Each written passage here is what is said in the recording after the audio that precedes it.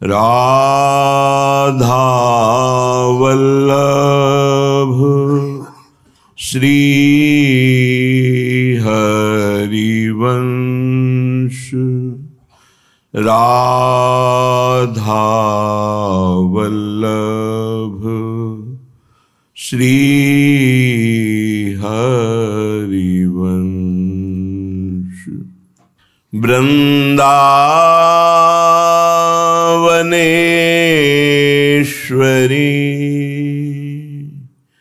तवैव पदारविन्दम्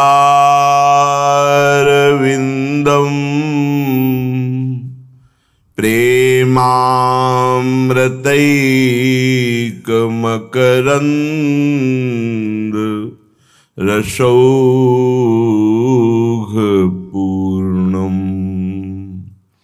हृद्यर्पितं मधुपतेः स्मरतापमुग्रम्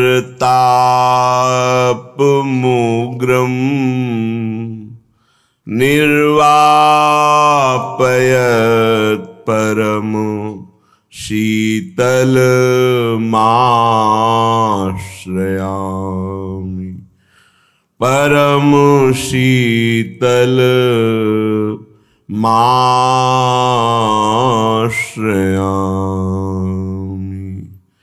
प्यारी जो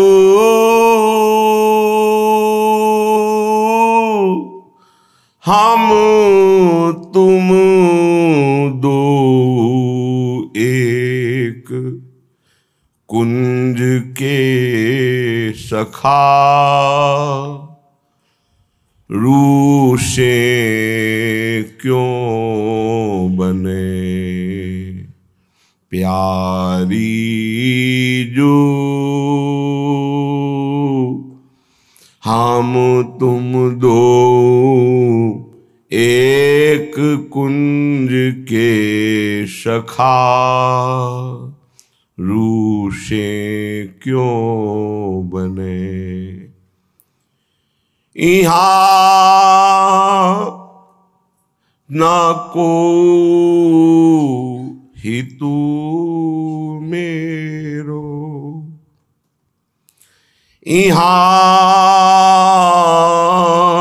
न को हितु मेरो, न तेरो जो यह पीर जने, यह पीर जाने। हे प्यारी जू हो तो तेरो बसीठ, तू मेरो और न बीच सने। प्यारी जू हो तो तेरो बसीठ, तू मेरो और न बीच सने। श्री हरिदास के स्वामी श्यामा, कुंज बिहारी कहत प्रीति सने, कुंज बिहारी कहत प्रीति सने। प्यारी जू हम तुम दो एक कुंज के सखा, रूसे क्यों बने। जिस समय उपासक ऐसी स्थिति प्राप्त करता है कि किसी भी तरह व्यवहार उसे अच्छा नहीं लगता है, किसी से भी आंतरिक कोई ममता नहीं रहती, किंचन मात्र किसी कर्म में कोई अहंकार वृत्ति नहीं रहती, संकल्प नहीं रहता, उस समय उसके हृदय में भगवदानंद की स्फूर्ति होती है। वह ऐसा आनंद है जिसके एक बार स्फुरण होने से ब्रह्मलोक तक का वैभव उसे विश्वत दिखाई देने लगता है। ब्रह्मादिक के भोग शब्द, ब्रह्मादिक ब्रह्मलोक का वैभव परम भगवदी है। अगर इंद्रलोक का वैभव का कुछ भी कण उतर आवे तो बहुत बड़े बड़े ऋषि मुनि विचलित हो जाते हैं मर्त्यलोक के। फिर ब्रह्मलोक का आकर्षण एकमात्र जिनकी नाभि कमल से ब्रह्मा का प्रादुर्भाव हुआ और ब्रह्मा के संकल्प से सृष्टि का प्रादुर्भाव हुआ। ब्रह्मा जी ने संकल्प किया तो आधा शरीर महाराज मनु और आधा वामांग शतरूपा के रूप में, उसी से मनुष्य शरीर की मैथुन धर्म से सृष्टि हुई। ऐसे प्रभु सच्चिदानंद निकुंज बिहारी के अंश में ही ये त्रिदेव विराजमान हैं। जब रसमयी वाणियों का अध्ययन होगा तब ये बात समझ में आएगी। प्रभु बिहारी जी के ही एक अंश से भगवान नारायण महाविष्णु जिन्हें कहते हैं, वही उन्हीं के अंश से ब्रह्मा जी और वही भगवान शिव के रूप में विराजमान है। सृष्टि का सृजन पालन लय इन्हीं त्रिदेव से होता है। और निकुंज बिहारी दूरे सृष्टि आदि वार्ता, सृष्टि की वार्ता से भी दूर रहकर प्रिया प्रेम में पगे हुए अपने प्रेमी जनों को महासुख प्रदान करते रहते हैं। धन्य भाग है जिनको व्यवहार में आंतरिक अरुचि होते हुए व्यवहार में परम प्रवीणता पूर्वक अपने कार्य का निर्वाह कर रहे हैं।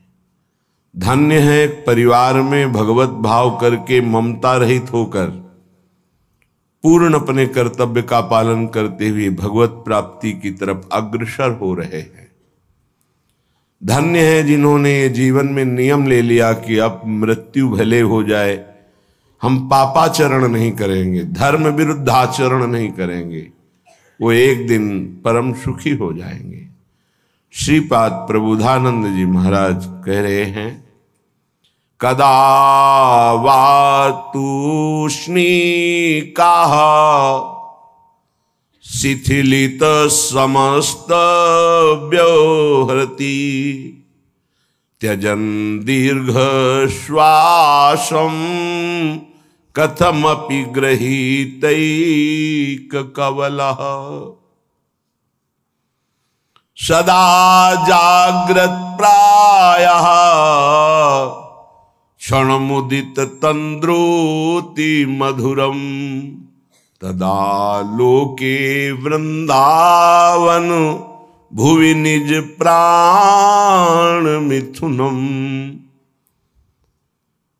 कदावा तूष्णिका शिथिलित समस्त व्योहृति।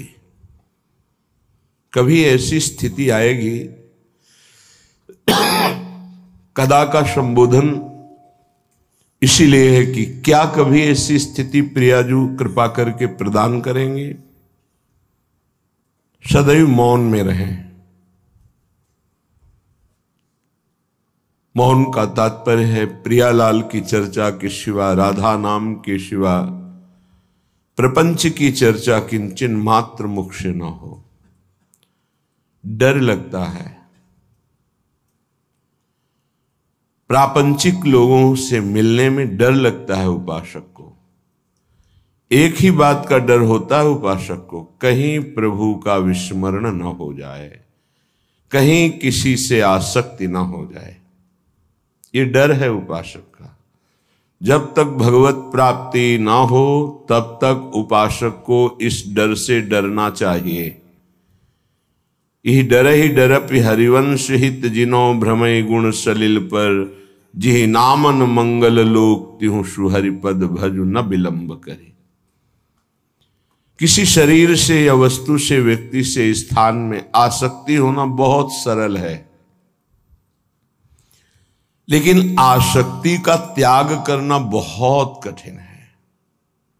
आसक्ति है, जा नहीं सकती। अगर आसक्ति किसी की कटती है तो एकमात्र भगवत कृपा से, और भगवत कृपा का किसी के ऊपर अवतरण होता है तो भगवत प्रेमी महात्माओं के संग से, और उस कृपा का स्वरूप होता है मन वचन कर्म से छल कपट छोड़कर उनकी आज्ञा का पालन करना। मन कर्म वचन त्रिशुद्ध सकल मत, हम श्री हित हरिवंश उपासी, ये कृपा पात्र का लक्षण है। गोस्वामी तुलसीदास जी के मन क्रम वचन छाड़ी चतुराई, भजत कृपा करी हैं रघुराई। जो मन से वचन से कर्म से छल कपट का त्याग कर भजन करता है वही कृपा पात्र है, वही भगवत कृपा का रसास्वादन कर सकता है। कभी कभी उपासक के हृदय में जगत मंगल की भावना जागृत करती है माया, मैं जगत मंगल कर दूं, पर उसमें आंतरिक छुपा होता है मान सम्मान, आंतरिक छुपा होता है भोगों का राग, आंतरिक छुपा होता है देहाभिमान। तब तक उपासक प्रचार की भी चक्कर में न पड़े जब तक अंदर प्रसार न हो जाए, भगवत प्राप्ति न हो जाए। उन्हीं गुणों के बोलने का अधिकार, प्रवचन देने का अधिकार है जो गुण तुम में विराजमान हो, अन्यथा उसे दंभ माना जाएगा। आप वैराग्य की चर्चा करें और आप में वैराग्य ना हो तो दंभी, आप त्याग की चर्चा करें आप में त्याग ना हो तो दंभ है। बिन विवेक वैराग्य भक्त बिन सत्य न एको मानो, भगवत विमुख कपट चतुराई सो पाखंड नहीं जानो। यदि ज्ञान नहीं, वैराग्य नहीं, भक्ति नहीं, तो फिर ये बोलना, समझाना, प्रचार करना सो पाखंड नहीं जानो। भगवत रसिक जी कह रहे वो पाखंड है। यदि आप में वैराग्य नहीं, आप में ब्रह्मबोध नहीं, आप में प्रेम लक्षणा भक्ति नहीं, तो प्रचार किसका कर रहे हैं? सो पाखंडे जानो। इसलिए पूज्य भाई जी से हनुमान प्रसाद पोद्दार जी महाराज से किसी साधक ने अपनी दशा का वर्णन किया कि मैं प्रचार करता हूं, लाखों हमारे शिष्य हैं, पर हमारी स्थिति ऐसी है। तो भाई जी ने कहा कि हम आपके चरणों में हाथ जोड़कर निवेदन करते हैं कि आज से बंद कर दो ये, और आप एकांत स्थान का सेवन करते हुए निरंतर मौन धारण कर भजन करो तो अपनी दुर्गति से बच जाओगे। नहीं तुम्हारे जो स्थिति है वो तुम्हें दुर्गति में पहुंचा देगी। महापुरुषों के वचनों को पकड़ना चाहिए। किसी प्रवीण प्रवक्ता ने पूज्य जुड़िया बाबा जी से प्रश्न किया मेरा कल्याण कैसे होगा, तो बाबा ने कहा 7 जन्म में भी नहीं होगा। तो उन्होंने थोड़ा सा बाबा ने कहा व्याख्या करके कि जो अपने जीवन में चरित्र में नहीं है वो जो उपदेश किया जाता है उसे दंभ कहते हैं, और जो चरित्रहीन है उसे कभी भगवत प्राप्ति नहीं हो सकती। शुभ गति व्यभिचारी कदापि नहीं, व्यभिचारी शुभ गति कदापि नहीं। सेवक सुख चा मान भिखारी, व्यसनी धन शुभ गति व्यभिचारी, बिल्कुल असंभव। अतः उपासक को प्रचार का भी भावना तब तक नहीं रखना चाहिए जब तक स्पष्ट भगवान का आदेश न हो और भगवत साक्षात्कार न हो। इसके पहले कदम न रखे। प्रपंच में श्रीपाद कह रहे कदावा तूष्णी कहा शिथिलित समस्त व्यवहरती, समस्त व्यवहार को शिथिल कर दे और मौन धारण कर ले। यदि भगवत प्राप्ति करनी है तो प्रपंच करना है, धन कमाना है, प्रणाम नमस्कार भोग वासना में खेलना है, वो बात अलग है। लेकिन सच्चे आध्यात्मिक बनकर भगवत प्राप्ति करना है तो बहुत ही सावधान रहना है। मौनम ये बहुत अपराधों से बचा देता है और नाम जप में बड़ा सहयोगी है। श्रीपाद कह रहे हैं कि मौन धारण कर, ताते मौन रहनो उचित है। ध्रुवदास जी महाराज, आवश्यक हो कम शब्दों में भागवतिक शब्द बोल दो, ये मौन के अंतर्गत ही आता है।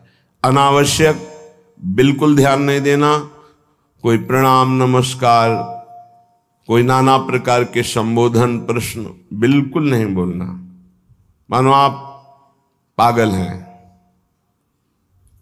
सुना ही नहीं, देखा ही नहीं। यह महापुरुषों की बात कहते हैं। पास समीप बैठे हुए प्रश्न कर रहे हैं, वो दूसरी दिशा को देख रहे हैं, गंभीर मुद्रा है, बोलते रहो। इतना धैर्य होना चाहिए उपासक में कि सामने वाला बोलता रहे, अपने को कोई फर्क नहीं पड़ता। आवश्यक है तो बोल दिया, नहीं तो अनावश्यक हम उसको कहेंगे भी नहीं कि चुप रहो, उठ के जाओ यहां से, नहीं। मौन है, हम उठ के चल दिए। अपनी तरफ से बिल्कुल वाणी को बहुत संयम में रखे। दूसरी बात कह रहे हैं कि समस्त व्यवहार को जो शिथिल कर देता है, ये व्यवहार ही तो फंसाए हुए है संसार को। लोक धर्म, त्यज लोक धर्मान, अगर भगवत प्राप्ति करनी है तो धर्मम भजस्व सततम त्यज लोक धर्मान। लोक धर्म का त्याग अत्यंत अनिवार्य है। विरति बहुकर्मा निरत निरंतर सज्जन धर्मा। छठदम शील विरत बहुकर, ये भक्ति का लक्षण है। छठदम शील विरत बहुकर्मा निरत निरंतर सज्जन धर्मा। उन धर्मों का आचरण करते हैं जो साधुजनों के द्वारा आज्ञा दी गई, विधान किया गया है। शास्त्र जिसे विधि कहते हैं, भगवत प्राप्ति के लिए। विरत बहुकर्मा, वो निरर्थक व्यर्थ प्रापंचिक पापात्मक कर्मों का पूर्ण रूप से त्याग, और ऐसे व्यवहारिक कर्मों का भी त्याग जिनमें उलझ करके भगवत चिंतन छूट जाता है। क्या मिलेगा अगर ऐसी स्थिति कर ली जाए? मौन, निरंतर नाम जप, व्यवहार को शिथिल कर दिया गया तो बोले सदा जागृत प्रायः क्षण मुदित तंद्रोति मधुरम। जो प्रायः प्रार्थना करते रहते हैं कि कभी 2-4 मिनट के लिए ऐसी स्थिति आई कि जागृत में शरीर शुद्धि भूल गई। एकमात्र आराध्य देव निकस कुंज ठाढ़े भय भुजा परस्परंश, श्री राधा वल्लभ मुख कमल निरखि नयन हरिवंश। नेत्र मुद्रित हैं, अवस्था जागृत है, और भाव देह में ऐसी गाढ़ अवस्था है कि स्थूल का चिंतन ही खत्म हो चुका। ये अवस्था है वृंदावन प्रेम की। सदा जागृत प्रायः पर क्षण मुदित तंद्रोति मधुरम। जैसे तंद्रा में, ऐसी स्थिति पर बिल्कुल जागृत, नेत्र मुद्रित हैं, मुंदे हुए हैं, तंद्रा जैसी, मधुर मधुर मधुरम तदा लोके वृंदावन भुवि निज प्राण मिथुनम। प्राण मिथुन श्री युगल सरकार दिव्य वृंदावन की निकुंज के प्रथम द्वार पर गलवहियां दी हुई आ रहे हैं। ये उपासक देख रहा है। ये लिखा हुआ केवल नहीं है, यदि आप सही चलोगे तो वो झलकने लगेंगे आपके नेत्रों में, वो छा जाएंगे। क्या देखता है उपासक? अकस्मादेकस्मान नवललित कुंजाद बत बहिर भवत स्मित्वा नव्यम तरुण मिथुनम लौकिकमिव। लौकिकमिव, जैसे हम आपको देख रहे हैं ऐसे ऐसे प्रिया प्रीतम के दर्शन होते हैं। ऐसे नहीं, वो केवल भाव में ही देख रहा है। गतो दूरम दृष्ट्वा पुनरथ निवृत्य स्वदैतौ विलोक श्याम वृंदावन भुवि महाप्रेम विकलः, जिसने सारे संबंध विस्मृत कर दिए हैं। कोई हमारा नहीं प्रिया प्रीतम से, इतना अपनापन कर लिया कि हृदय में किसी का संबंध नहीं, किसी का स्मरण नहीं, कोई व्यवहार नहीं। मौन धारण किए हुए निरंतर नाम जब, जागृत अवस्था में मुद्रित नेत्र प्रिया प्रीतम के ध्यान में डूबा हुआ, उसको ये सौभाग्य मिलता है। अकस्मादेकस्मान नवललित कुंजाद बत बहिर्भवत स्मित्वा नव्यम तरुण मिथुनम लौकिकमिव। अकस्मात सहसा उसको नूपुरों की ध्वनि सुनाई दी, एकदम मुड़ करके देखा, सब गायब। अद्भुत निकुंज, उस निकुंज में मंद मंद मुस्कुराते हुए स्मित्वा नव्य तरुणम, तरुण अवस्था में प्रथम भूमिका, तारुण्य प्रथम प्रवेश समय यस्या महामाधुरी, 13-14 वर्ष की अवस्था का स्वरूप, नव किशोरी, नव किशोर, लौकिक में हो, ऐसे जैसे हम आपको देख रहे हैं, आप हमें देख रहे हैं, ऐसे दर्शन होता है। अहो भाग, ये धाम ऐसी कृपा करता है। इसमें कोई साधन प्रधान नहीं भाव रहता। धाम कृपालु है, पर उस कृपा का अवगाहन करने के लिए तन्मयता चाहिए, आराध्य देव की तन्मयता चाहिए, तभी मौनम, व्यवहार शिथिल, निर्मम, किसी से कोई ममता नहीं। ये जब निकले हो तो वस्तु प्राप्त करो, इधर उधर नहीं। सबसे भूल हो जाती है। यहां किसी को अपना मानना, कुछ अच्छा लगना, कुछ सुखद लगना, ये सब भगवान की विचित्र माया के द्वारा चित्त का आकर्षण किया जाता है। भक्तों के जीवन में इसीलिए ऐसी घटना घटती है कि कीन हो इस कबहू अभिमाना, शोक हो वंच कृपा निधाना।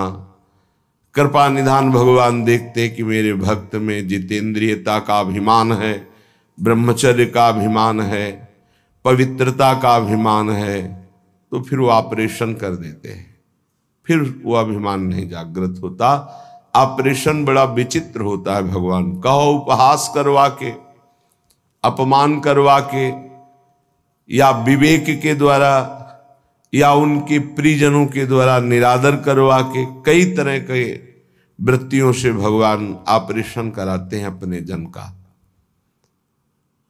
हृदय जब निर्मम होता है, ममता रहित, अहंकार रहित, व्यवहार रहित, एकमात्र प्रियालाल में अपनापन, तब ये स्थिति का रसास्वादन होता है।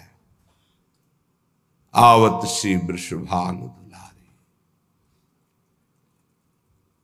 जिनको देख करके प्रेम में प्रभु विकल हो जाते हैं, उन प्रियाजू का जब उपासक को साक्षात्कार होता है तो केवल आचार्य कृपा ही हृदय को संभालती है, अन्यथा सामर्थ्य नहीं है। ऐसा रूप श्री लालजू महाराज का है कि बड़े बड़े मुनि जो निर्विकार ब्रह्मबोध संपन्न हैं, उनके मनों को क्षण में मोहित कर ले। मोहन मुनि सघन प्रगट परमानंद, गुण गंभीर गोपाला।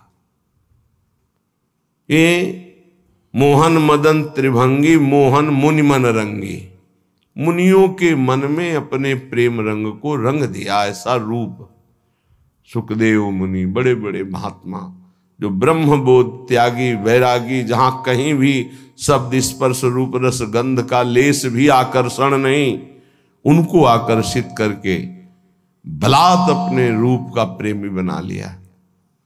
ऐसे रूप सौंदर्य समुद्र प्रभु अनशन पर भुज दिए बिलोकत, इंदु बदन बिबियोर, करत पान रस मत परस्पर, पर लोचन त्रसित चकोर। फिर भी नेत्र प्यासे हैं। ऐसे युगल सरकार को जब उपासक देखता है तो उसकी क्या दशा होती होगी। मछली की तरह आनंद में तड़पता है वृंदावन की भूमि में लौटता हुआ। जैसे मछली विकल होती जल के लिए, ऐसे आनंद विकलता में तड़पता है। श्रीपाद कह रहे, मंद मंद मुस्कुराते हुए नूपुर धुनी हुई देखा नवनिवृत्त निकुंज, और नवनिवृत्त निकुंज की वीथी से गलवहियां दिए हुए मुस्कुराते हुए आ रहे हैं। लौकिक में वो देख रहा है, कोई ध्यान में नहीं, खुली आंख में। और गतो दूरम दृष्टवा, समीप से ही ऐसे दूर जा रहे हैं। फिर कृपा करी पुनरथ निवृत्त स्वदैतौ, वो पुनः गलवहियां दिए हुए दूसरी वीथी से फिर सामने आ रहे हैं।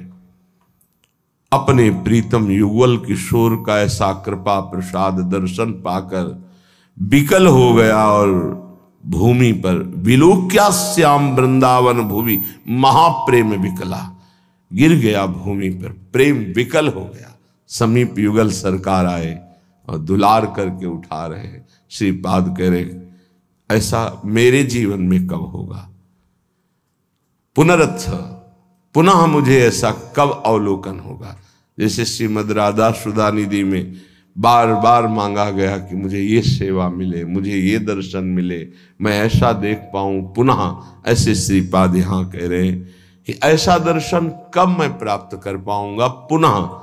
जो हमारे साथ घटना घटी कि अकस्मात नूपुर ध्वनि हुई, उधर देखा नवनिवृत्त निकुंज, और सुंदर वीथी से युगल सरकार मुस्कुराते हुए परस्पर वार्ता करते हुए आ रहे, और समीप से दूर गए, फिर दूसरी वीथी से आ रहे। उनको ऐसे देखकर प्रेम विकल होकर के वृंदावन की भूमि में मूर्छित हो गया। आनंद मूर्छा, विलोक श्याम वृंदावन भूमि महाप्रेम विकला। फिर सरकार किशोरी किशोर आकर दुलार करते हुए उठा। ऐसा कब होगा। कितना अपार सुख उस उपासक को मिल रहा होगा जो ऐसा अनुभव कर रहा है, ऐसा देख रहा है। श्रीपाद कह रहे, कदा वा स्वच्छंदम दिन रजनी वृंदावन वने, चरण ने कहा स्वस्त्यद्भुत नव निकुंज अयालिशु विशन।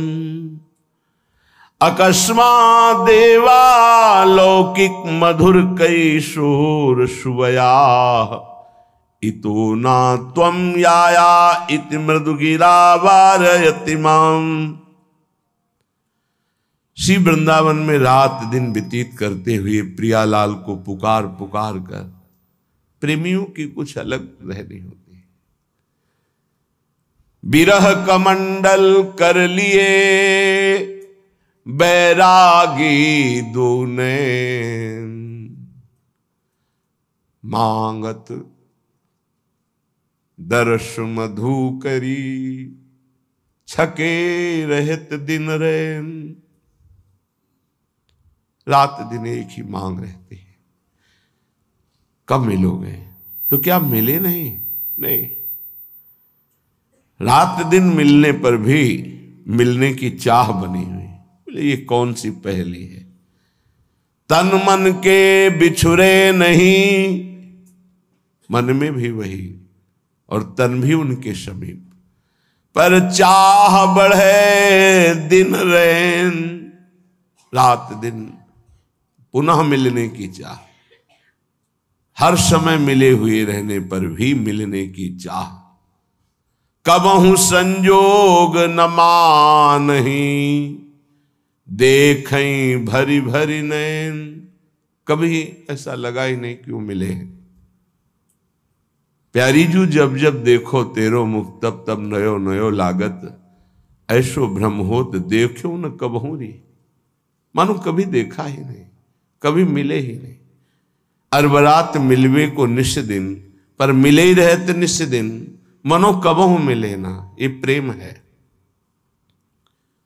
रात दिन वृंदावन में तड़प रहा है प्रिया प्रीतम के। बलिहारी उसके जीवन को, ये तड़पन उसी को आती है जो रसिकों की आज्ञा के अनुसार समस्त संबंधों को शिथिल कर देता है। कहीं किसी से कोई भी अपनापन ना रहे, केवल प्रिया जो से ये जन्म इसीलिए मिला है, मान जाओ, कोई तुम्हारा नहीं। पीछे जन्म में कौन कौन तुम्हारा था, पति पुत्र पत्नी परिवार सब भूल गए ना। अभी इसी जन्म को देखो, गर्भ में तुम्हें कितना कष्ट मिला था। अभी 20 30 40 वर्ष पहले की बात है कि हम 9 महीने नरक जैसे भयावने दुखद गर्भ में रहे माँ के, जहां पास में ही मलाशय मूत्राश्रय है, वहीं गर्भाशय है, उसी गर्भाशय में रहे। देखो माया कितना भुलावा कर देती है। तुम्हें याद है कि गर्भ में तुम्हें कैसी परिस्थिति में रखा गया था? तुम्हें याद है कि बाल्यावस्था कैसी कष्टप्रद थी? सब भूलते चले जा रहे हो। ऐसे ही पूर्व जन्म के सब रिश्ते नाते, पुत्र पत्नी परिवार सबको भूल गए। नया परिवार, ऐसे अगला जन्म फिर होगा। ये कब तक नई पढ़ाई, नया बैंक बैलेंस, नए संबंध कब तक बनाते रहेंगे? पुराने छूटते जा रहे हैं, नए बनाते चले जा रहे हैं और बढ़ते चले जा रहे हैं भूल भुलैया की तरफ, माया के भ्रम की तरफ। इतनी प्रियता कर ली है, मेरा पुत्र, मेरी पुत्री, मेरा पत्नी, मेरा परिवार, और ये सब नियत समय के लिए आए हुए जीवात्मा हैं, अपने कर्म का भोग आपके संग से। अब वो जहां गए तो तुम विकल हो गए, भगवान ने अनर्थ कर दिया, मेरा पुत्र छीन लिया। तुम्हारा कब था? क्या तुम परिचय जानते हो? कहां से आया था? कौन था? कहां गया? तुम्हें कुछ पता है? केवल बीच में मिल गया, मेरा मान लिया। बिना भजन के, बिना ज्ञान के बात तुम्हें कैसे समझ में आएगी? और जिस दिन समझ में आ गई तो प्रभु के सिवा और कोई समझ नहीं रह जाएगी। एक ही बात रहे, कैसे मिले प्रभु, कैसे मिले? रात दिन जो विकलता होती है, कौन जाने? या तो वो जाने जिसके सिर बीत रहे हो, या भगवान जानते हैं, दूसरा कोई नहीं जान सकता।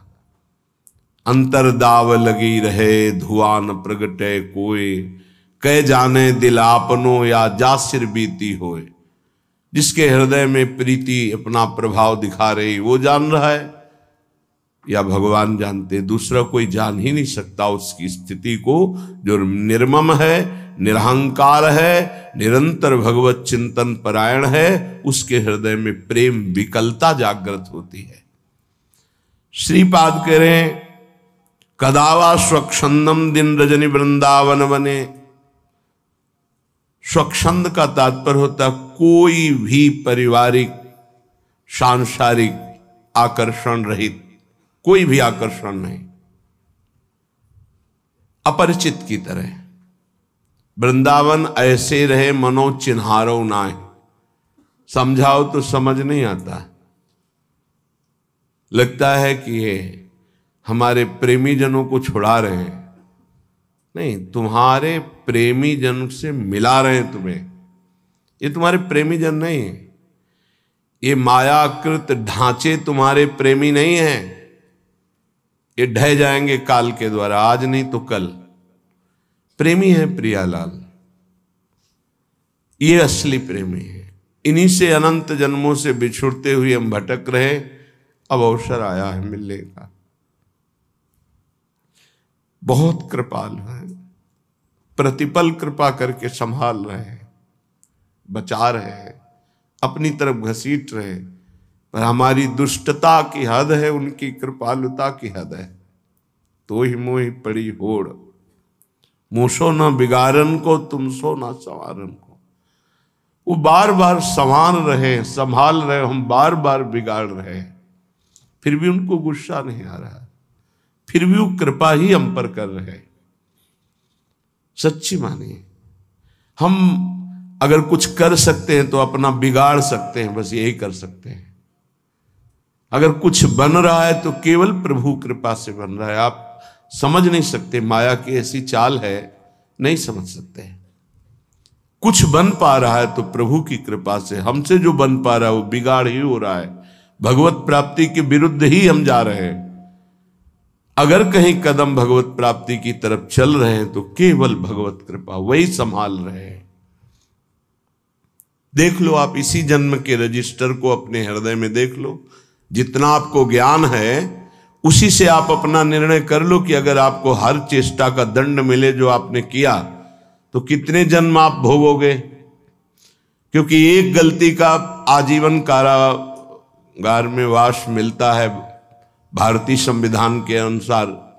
तो भागवतिक संविधान के अनुसार जो तुम्हारे पाप खुले नहीं, बहुत से बड़े बड़े भयानक पाप कर डाले हैं, भ्रूण हत्या, गर्भ हत्या, व्यभिचार, नाना प्रकार की कितनी कपट भरी चेष्टाएं, धन कमाने के लिए कैसे कैसे छल कपट किए, सोचो उनका सबका हिसाब यदि तो कितने जन्म हमें भोगने पड़ेंगे। एक जन्म में नहीं भोग सकते। एक जन्म के लिए तो एक केवल अपराध है जो तुम्हें आजीवन कारागार में बंद करा देगा, जो तुम्हें एक जीवन को नष्ट करके फांसी में चढ़ा दिया जाएगा, एक अपराध का फल। और ऐसे करोड़ों अपराध हमारे अनंत जन्मों में हुए हैं, पर प्रभु के मार्ग में हम चलने लगे, ये केवल कृपा, ये हमारी कोई साधना नहीं, ये केवल हमारे लाडली लाल की कृपा। ऐसे अपराध भयानक छुपे हुए हैं जिनका दंड मिले तो हम सैकड़ों जन्म भोगे तो भी नहीं पार पा सकते। भारतीय संविधान में देख लो कानून, फिर शास्त्रीय संविधान तो बहुत ही कड़ा है, इसमें तो किसी तरह छल कपट भी कर सकते हो, शास्त्रीय संविधान में नहीं, क्योंकि वहां सब दैवी शक्तियां आपको प्रतिपल देख रही हैं। तुम्हारी गवाही या वकालत की जरूरत नहीं होती, एक सेकंड में सब हिसाब किताब हो जाता है। वहां थोड़ी कि तुम्हें बैठो आदर के साथ तुम्हें बैठा लें, फिर तुमसे पूछें, फिर गवाही, फिर नहीं साहब हमने ऐसा नहीं किया, ये सब कुछ नहीं। एक सेकंड के कम हिस्से में पूरा हिसाब, अनंत सृष्टि है, इतना समय नहीं है वहां किसी गवाही की जरूरत। और एक सेकंड का भी हिसाब चूक नहीं होगी। सत्क्रिया और असत क्रिया अगर एक सेकंड में हुई तो उसका भी हिसाब होगा। इसीलिए जो विवेकी जन बहुत सावधान रहते हैं, थोड़ा जीवन है, इस जीवन को पवित्र बिता करके धरोहर की भांति, जैसे कोई तुम्हें सुंदर वस्त्र दे और तुम उसे रखे रहें कि ये उसका है, पवित्र वस्त्र, ज्यों का त्यों वापस कर दिया, उसको गंदा नहीं किया, वो होता है महात्मा। चदरिया जैसी की तैसी धर दीनी, चदरिया झीनी रे झीनी। ये शरीर रूपी चद्दर भगवान ने दी, निर्मल रखो, इसको मलिन मत करो। मलिन हो गया तो गुरु कृपा उसको पवित्र कर देगी। आश्रित रहो, आज्ञा का पालन करो, भगवत प्राप्ति के लिए कमर कस लो। ये जीवन केवल भगवान के लिए। श्रीपाद कह रहे हैं, दिन रजनी वृंदावन बने, रात दिन नाम जप करते हुए, अगर आप बाहर भी हो तो रात दिन नाम जप करो। आप सोचते हैं पढ़ लिख कर कोई ऐसा पद मिल जाए, रुपया पैसा मकान हो, बस हम सुखी हो जाएंगे। पद कुछ नहीं, रुपया कुछ नहीं, मकान कुछ नहीं, स्थिति। बड़े भाग्यशाली जन हैं जो अध्यात्म स्थिति की तरफ चलते हैं, रात दिन नाम जप कर रहे हैं, धर्म पूर्वक व्यवहार कर रहे हैं। जो जा रहा है तो शोक नहीं, आया तो हर्ष नहीं, वो महात्मा, वो भगवत प्राप्ति के योग्य हो जाता है। गए की सोच नहीं, चाहे वो मृत्यु से गया हो, चाहे वो घर से गया हो, चाहे वस्तु हो, व्यक्ति हो, स्थान हो, गए की सोच नहीं, आए की हर्ष नहीं। वो भगवत प्राप्ति का उपासक रात दिन भजन करते हुए भगवान को प्राप्त होता है। चरण ने कहा स्वस्त्यद्भुत नव निकुंजालिषु विशन। वो सदैव एकांत में चिंतन करता रहता है, एकाकी।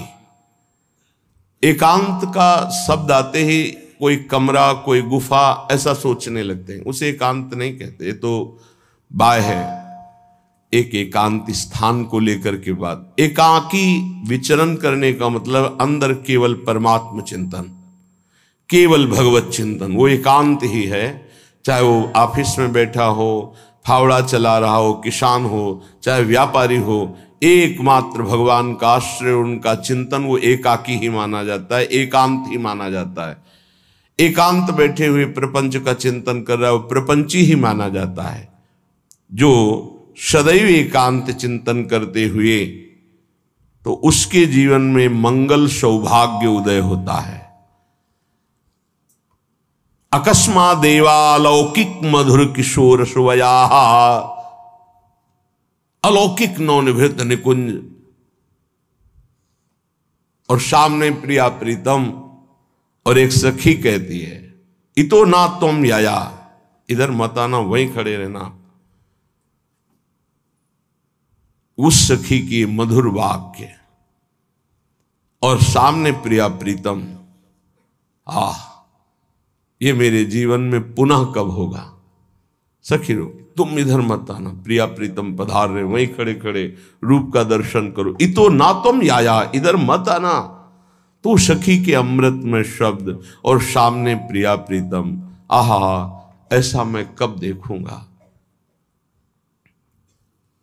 उपासक जब ईमानदारी से भजन करता है तो पहले भगवत प्रेमी महापुरुषों का आकर्षण होता है, तब ये स्वरूप होता है। पहले दिव्य महापुरुष आते हैं जो प्रिया प्रीतम के निज जन हैं, बड़े बड़े महापुरुष हर संप्रदाय के।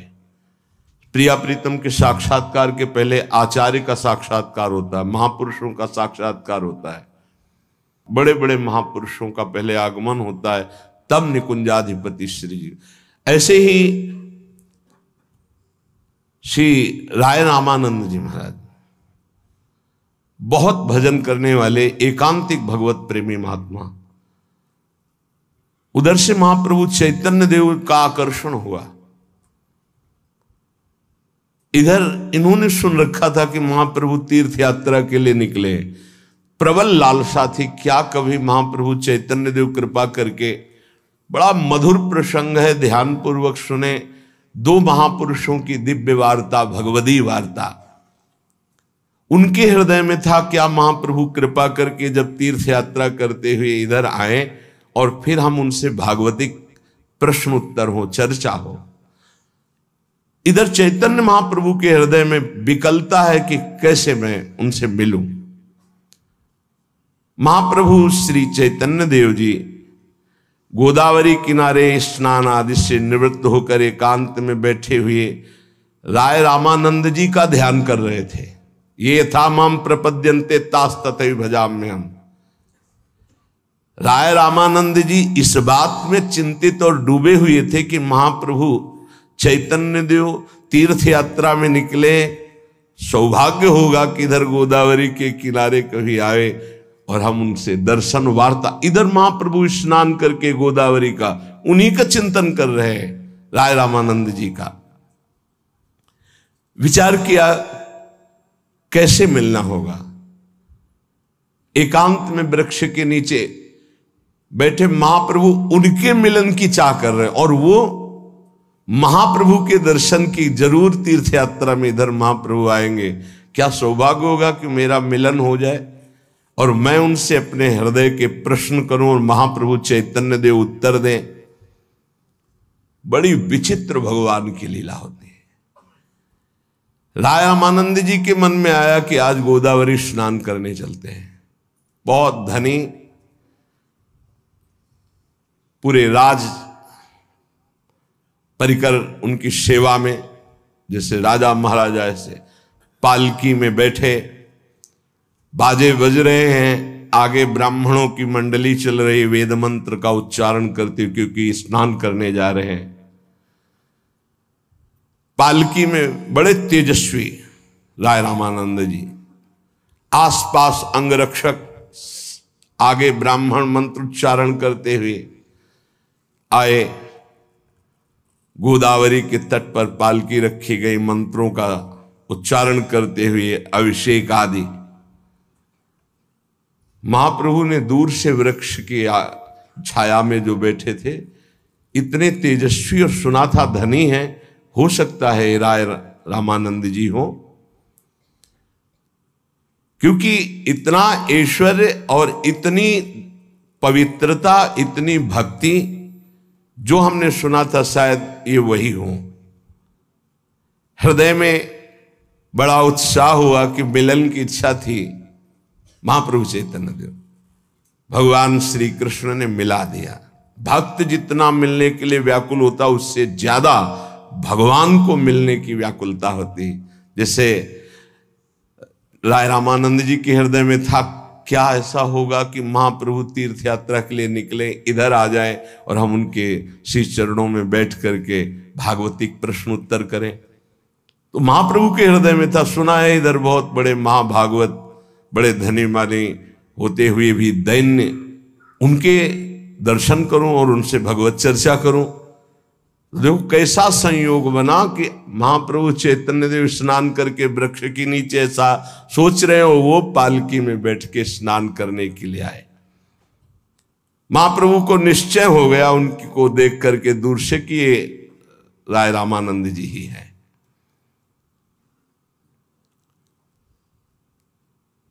महाप्रभु के मन में आया कि मैं जाऊं और बताऊं, पर लगा कि अभी रुको। इतने में स्नान आदि किया। एक अलौकिक आकर्षण राय रामानंद जी को कि महाप्रभु आसपास हैं क्या, महाप्रभु चैतन्य देव आसपास हैं क्या, मेरा मन बहुत आह्लादित हो रहा है। किसी ने बताया कि एक गौर वर्ण के बड़े ही तेजस्वी सन्यासी जब आप पालकी से चढ़कर इधर आ रहे थे तो रास्ते के पास में एक वृक्ष के नीचे बैठे। तो उनका, आप गौर वर्ण के? बोले हाँ। आंखों में अश्रु, विशाल नेत्र, कंचन आभा तन से प्रकट हो रही है और वो बैठ करके गोदावरी की तरफ देख रहे हैं। अब तो नहीं रहा गया, अब तो लगा कि महाप्रभु चैतन्य देव ही। कैसे मिलान कराते हैं प्रभु। दौड़ पड़े, जैसे बहुत समय से बिछुड़ी हुई पतिव्रता पत्नी अपने प्रीतम को देखकर आह्लादित होकर दौड़ पड़ती है, ऐसे दौड़ पड़े और जाकर साष्टांग दंडवत दूर से। अभी आए थे पालकी में ही, वेद मंत्र उच्चारण करते हुए सब ब्राह्मण लोग सब भूल गए ये दैन्यता। साष्टांग दंडवत की जाके महाप्रभु के चरणों के समीप साष्टांग दंडवत। अत्यंत स्नेह से महाप्रभु ने पूछा, क्या आपको ही राजा रामानंद राय कहते हैं? आंसू बहाते हुए, दोनों हाथों की अंजलि बांधे हुए विनीत भाव से कहा, प्रभु इस दीनहीन भक्ति विहीन अधम को ही रामानंद कहते हैं। ये महाप्रभु क्या पूछ रहे? राजा रामानंद राय क्या आप ही हैं? वो क्या कह रहे? भगवान इस दीनहीन भक्ति विहीन अधम को रामानंद कहते हैं। बस इतना सुनना था कि प्रभु हुंकार करते हुए खड़े हो गए और उन जो लेटे हुए थे साष्टांग उनको उठाया और हृदय से लगा लिया।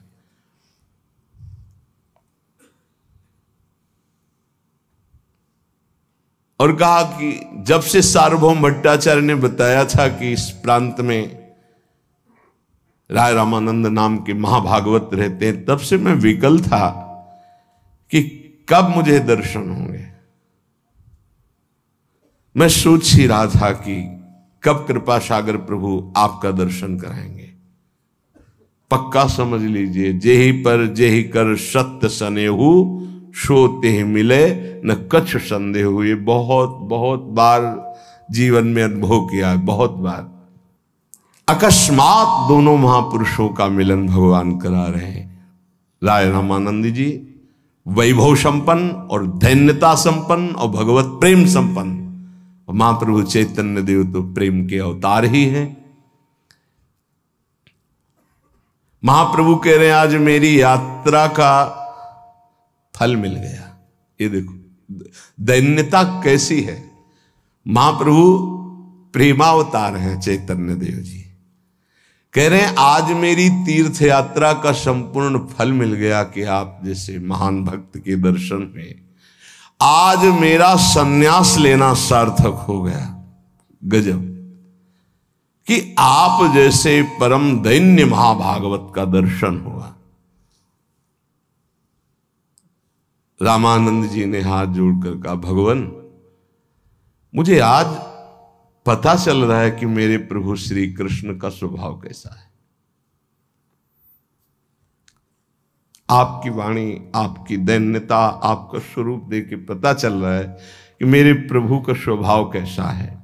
वो अपने जनों को कितना प्यार करते हैं, मुझे आज पता चल रहा है। प्रभु मुझे ऐसा लगता है कि मेरे जन्म जन्मांतर में कोई साधन भजन पुण्य तो नहीं है, पर कृपा है। अगर कृपा न होती तो आपका साक्षात कैसे।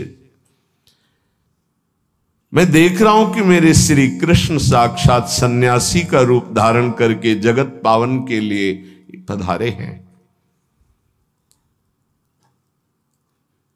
मेरे ऊपर भी सार्वभौम भट्टाचार्य की बड़ी कृपा है। जब से आपका चरित्र, आपका पावन गुण यश सुना, तब से लालायित था कि एक बार महाप्रभु चैतन्य देव जी को देख लूं। प्रतीत होता है कि कृपा का क्या स्वरूप है। आज मैंने देखा कृपा का क्या स्वरूप।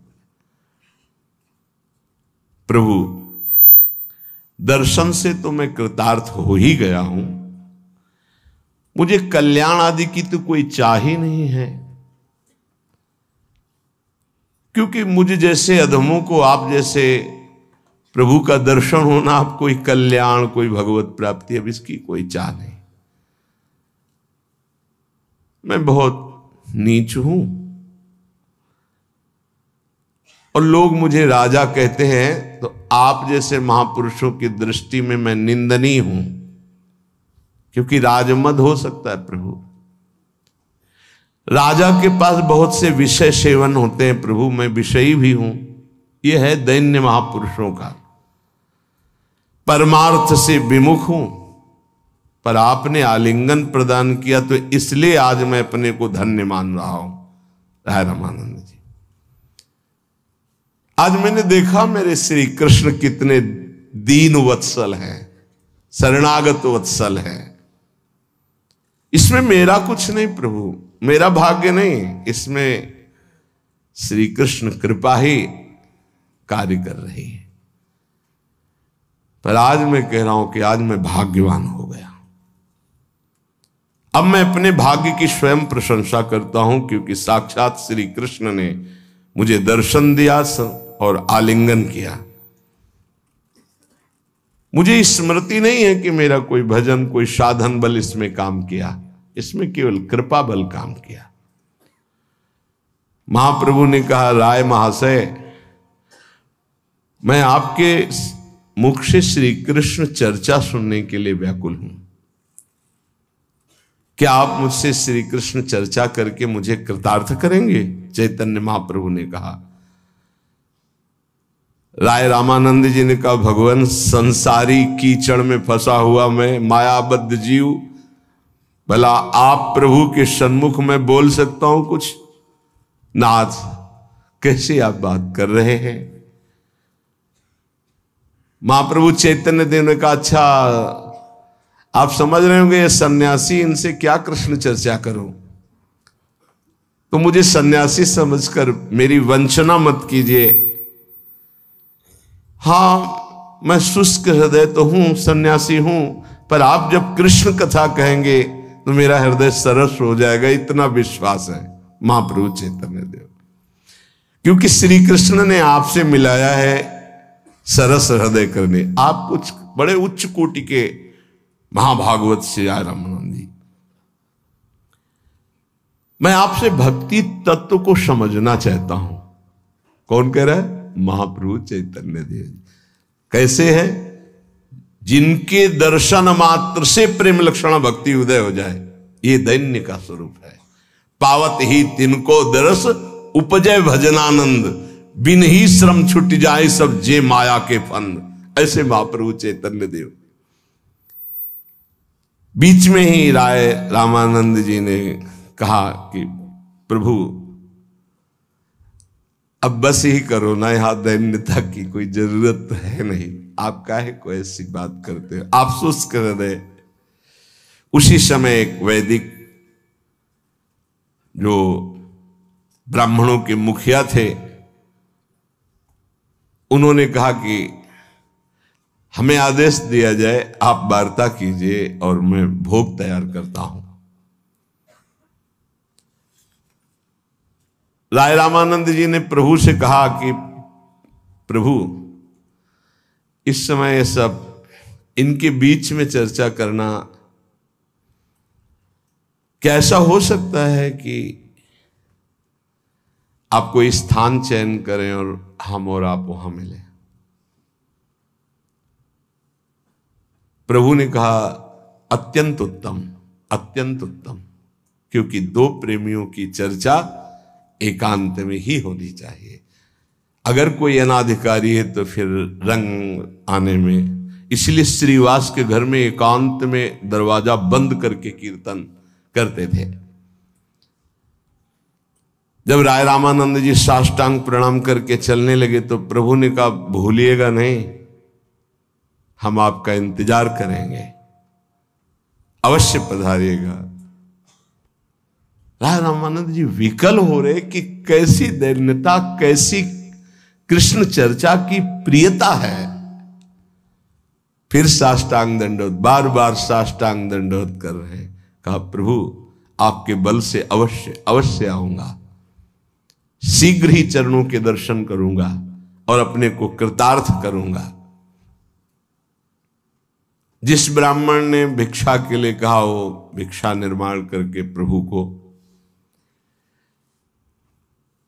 अब तो बावरे से हुए राय रामानंद जी गए, प्रातःकालीन मिलन हुआ था और संध्या का इंतजार कर रहे हैं कैसे दिन कटे, क्योंकि प्रेमियों का मिलन एकांत में होता है। जब जगत सोता है तब वो जागते हैं।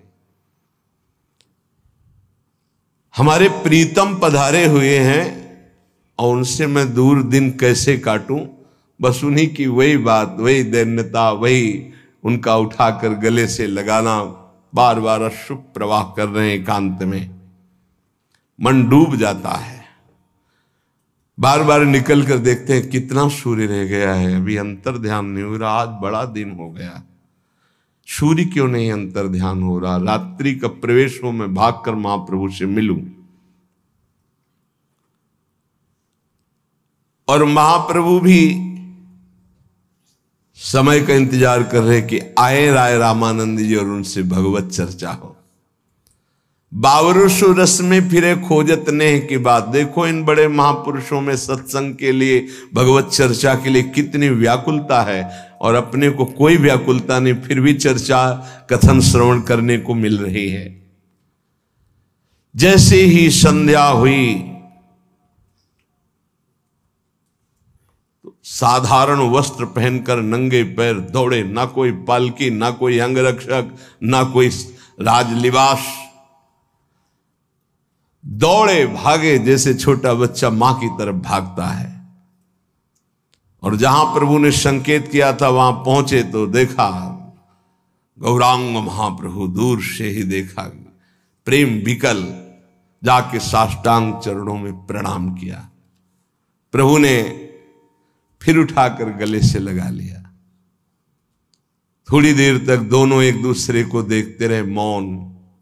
ये बहुत उत्तम प्रीति की दशा होती जहां बोला ना जाए। दोनों, ना महाप्रभु बोल रहे न राय रामानंद जी।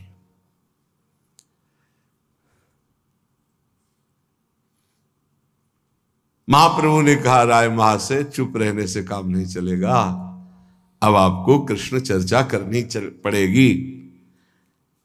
आप मुझे ये बताइए, मैं जानना चाहता हूं कि संसार में मनुष्य का मुख्य कर्तव्य क्या है।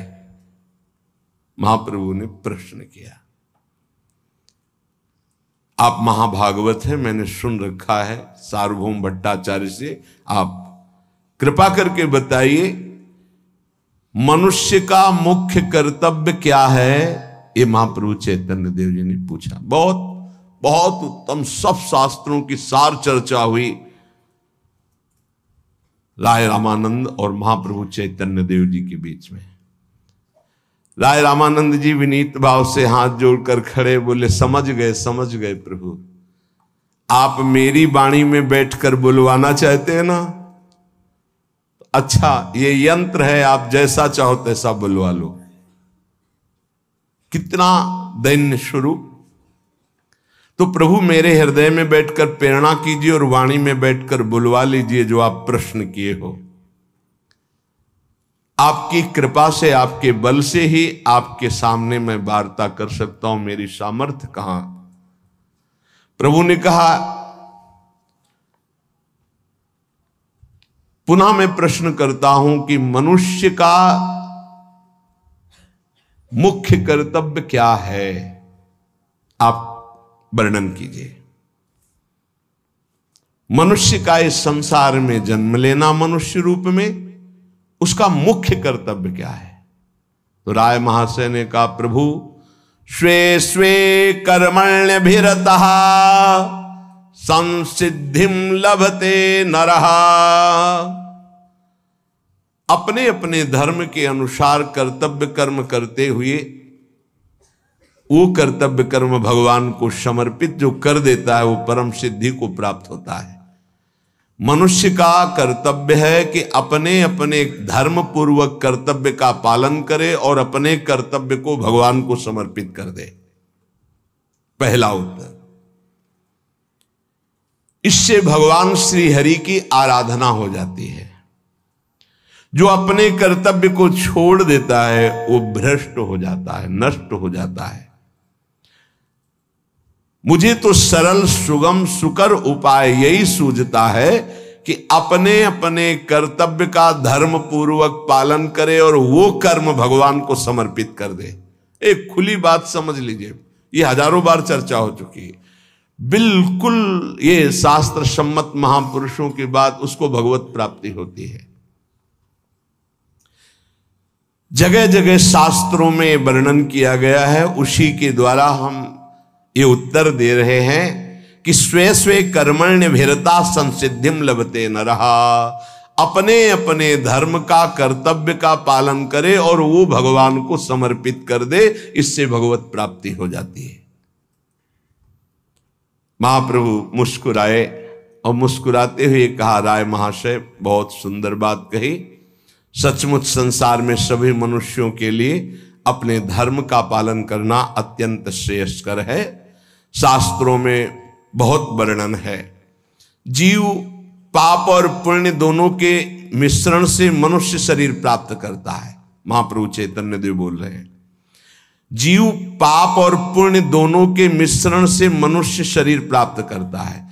इसीलिए उसके पूरे जीवन में दो बातें देखी जाती, विपत्ति, घटना, दुख, परिस्थिति ऐसी, और सुख, संपत्ति, हर्ष के समय। ये दो चीजें, पुण्य का संयोग बनेगा तो सुख आदि, उन्नति आदि, लाभ आदि, विजय आदि।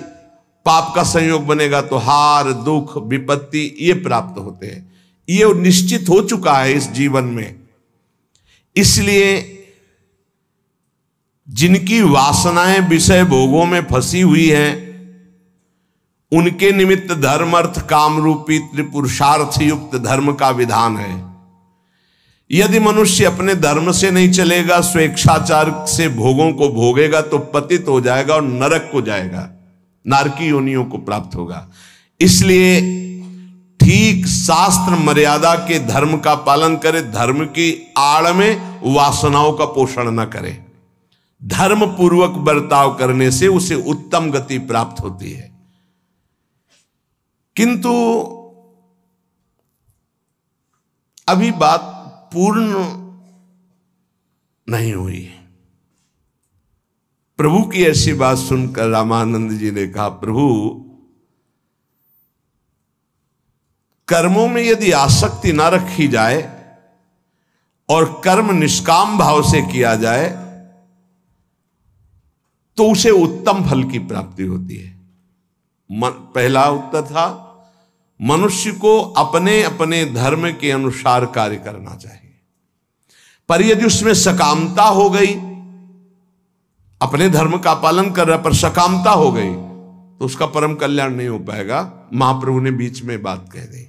आपका उत्तर ठीक है, लेकिन यदि सकामता हो गई, और प्रायः सब सकाम होते हैं, तो राय रामानंद जी ने कहा यदि निष्काम पूर्वक कर्म किया जाए, कर्मों में आसक्ति न रखा जाए तो प्रभु फिर वो बांध नहीं पाएगा कर्म और उसको कल्याण की प्राप्ति हो जाएगी। महाप्रभु ने कहा बड़ी सुंदर बात कही, पर सचमुच निष्काम कर्म कोई कर पावे? प्रायः सकामता में निष्काम कर्म करने वाला त्रिलोकी में उत्थान को प्राप्त होता है, आत्मशुद्धि होती है। लेकिन सब निष्काम तो नहीं कर सकते कर्म, क्योंकि सकामता बनी रहती है। तो राय रामानंद जी ने कहा प्रभु आप निष्काम कर्म को श्रेष्ठ क्या नहीं समझते हैं क्या? क्या कर्मों का पूर्णता परित्याग करके केवल भगवान का भजन करे ये उत्तम बात रहेगी? वैसे तो सत्य बात तो यही है कि कर्म बांधता ही है। त्रितापों की निवृत्ति केवल कर्म से नहीं हो सकती। इसलिए मुझे लगता है प्रभु कि फिर सब धर्म कर्मों का त्याग करके एकमात्र श्री भगवान का भजन करना चाहिए। राय रामानंद जी ने कहा भगवान की शरण में हो जाए और भगवान का भजन करे। हमें लगता है इससे जीव का परम मंगल हो जाएगा, वो इस माया से मुक्त हो जाएगा। प्रभु हंसते हुए कहा बहुत प्रवीण हो राय महाशय, मालूम होता है आपसे कोई सूत्र छूटा नहीं है। आपने बहुत विधिवत शास्त्रों का अध्ययन किया है। शरणापत्ति धर्म सर्वश्रेष्ठ है, भगवान की शरण में हो जाए। सर्वश्रेष्ठ धर्म वही है जो सब धर्मों का त्याग करके भगवान की शरण में हो जाए। महाप्रभु चैतन्य देव, बहुत ध्यान से सुनना कैसे उठाते चले जा रहे महाप्रभु। किंतु ये संसारी तापों में तपे हुए फंसे हुए जो साधक हैं, ये दैहिक दैविक भौतिक तापों का अत्यंत अभाव करने के इच्छुक ही नहीं है। इनको तो संसारी रुपया पैसा भोग सामग्री ये सब चाहिए। और जो अत्यंत आनंद के इच्छुक हैं उनको सांसारिक ताप स्पर्श न कर पावे और उच्च कोटि की अवस्था प्राप्त हो, कोई ऐसा उपाय बताइए। भगवान की शरण में होकर भजन करना, तीनों तापों से मुक्त होना, परम कल्याण होना। लेकिन कुछ ऐसे उपासक हैं जिनको तीनों तापों से मुक्त होने की मतलब नहीं, भोगों में लगे हुए हैं। लेकिन कुछ ऐसे उपासक हैं जो उच्च कोटि की दशा को प्राप्त करना चाहते हैं, कल्याण से कोई मतलब नहीं। उनके लिए क्या उपाय है? थोड़ी देर के पश्चात चुप होने के बाद राय रामानंद जी ने कहा प्रभु मैं समझता हूं कि सम भाव में आ जाना चाहिए। सब में एक ही भगवान है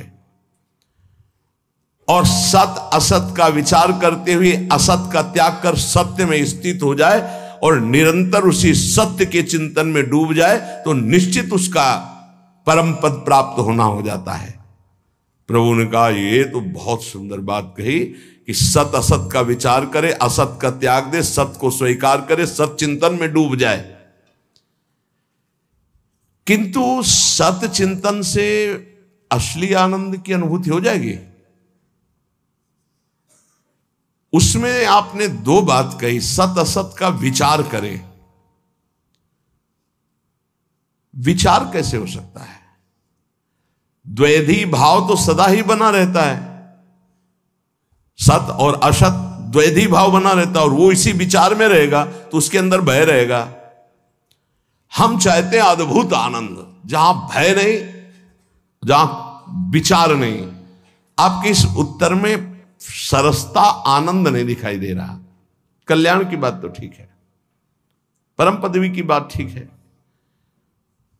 कोई ऐसा उपाय जो एकदम सरस और आनंद में। राय रामानंद जी ने कहा प्रभु फिर तो एकमात्र उपाय है भगवान की विशुद्ध भक्ति। ज्ञाने प्रयासमुदपास्य नमन्त एव जीवन्ति सन्मुखरितां भवदीय वार्तां स्थाने स्थिता श्रुतिगताम तनुवांग मनोभिर ये प्रायसो अजित जितोप्यसित स्त्रिलोक्याम। प्रभु भागवत में ब्रह्मा जी ने स्तुति में कहा है कि हे अजित, जो मनुष्य ज्ञान के लिए कोई प्रयास ना करके भगवत प्रेमी महात्माओं का संग करता है और उनके मुख से आपकी चर्चा सुनता रहता है, मन वचन कर्म से आपका हो करके आपका नाम जप करता है, त्रिलोकी में वो सबसे महान है, वो आपको प्राप्त कर लेता है। राय रामानंद जी के मुख से बात सुनकर हंस दिए महाप्रभु चैतन्य। वाह, बहुत सुंदर बात कही, बड़ी प्रसन्नता हुई। मैंने जैसा आपका सुना था वैसा ही ज्ञान है, वैसा ही पाया।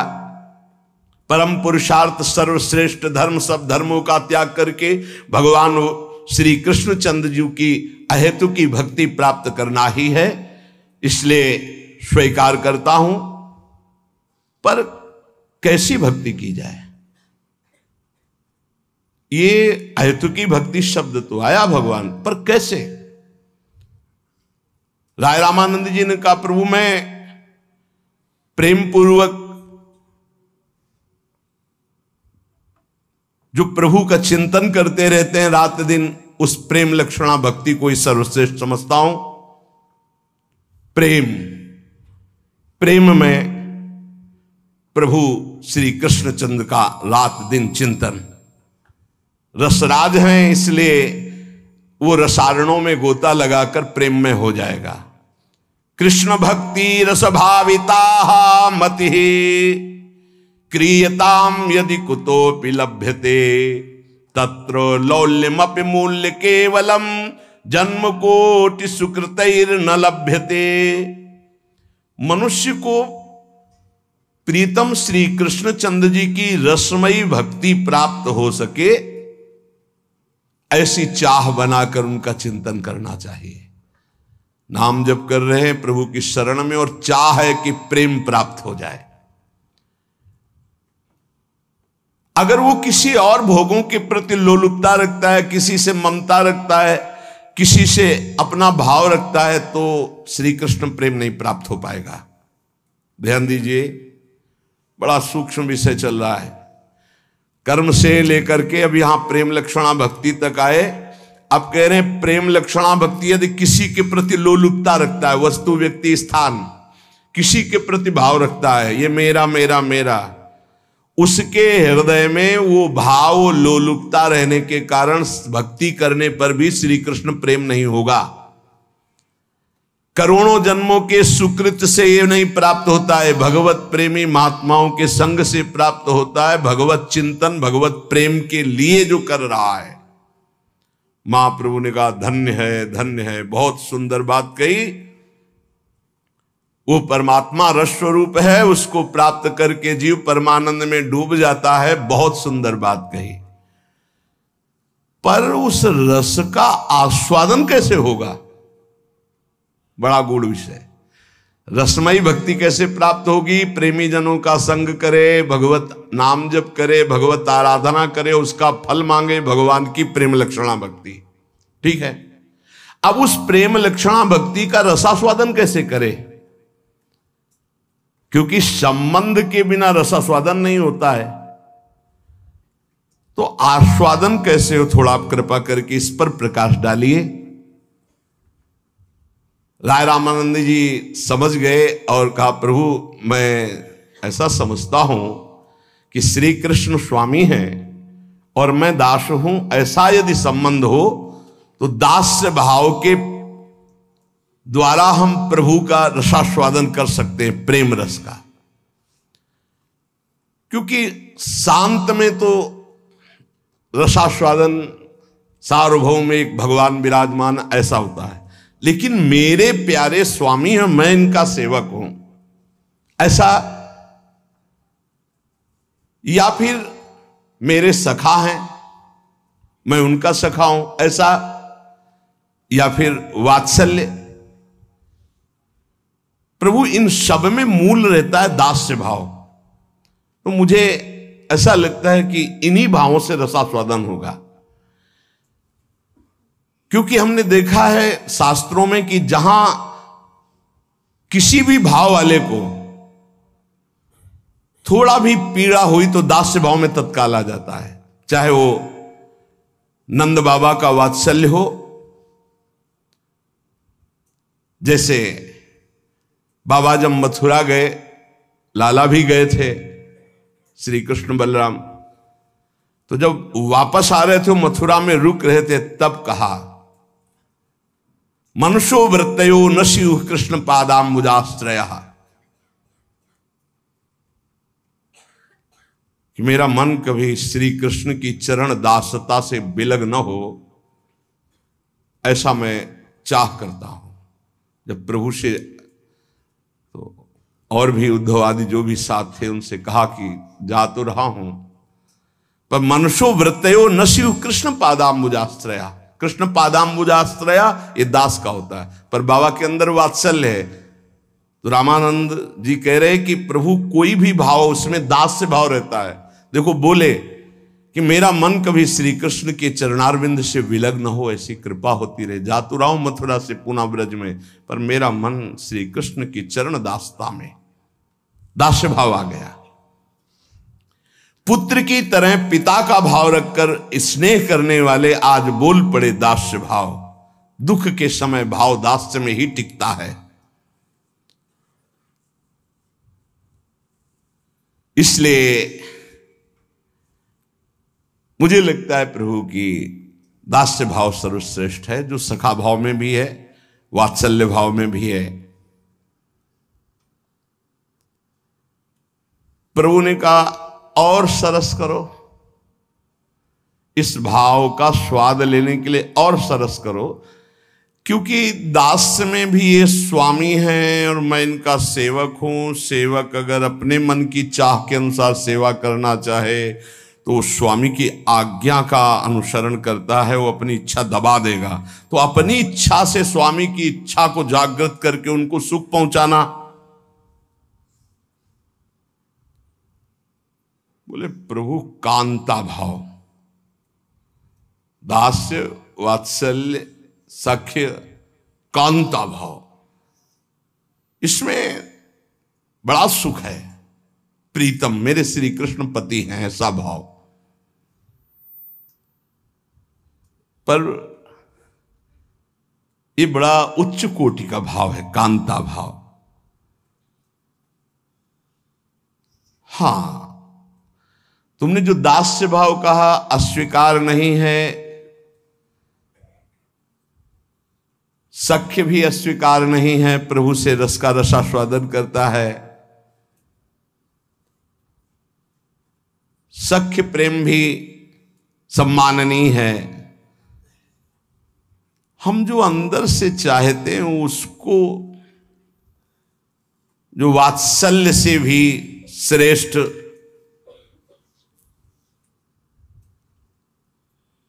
यशोदा मैया आदि को तो परम सुख मिला ही है, गोपी है। राय महाशय हमारे श्री कृष्ण रसराज हैं। आप अंदर प्रवेश की बात बताओ।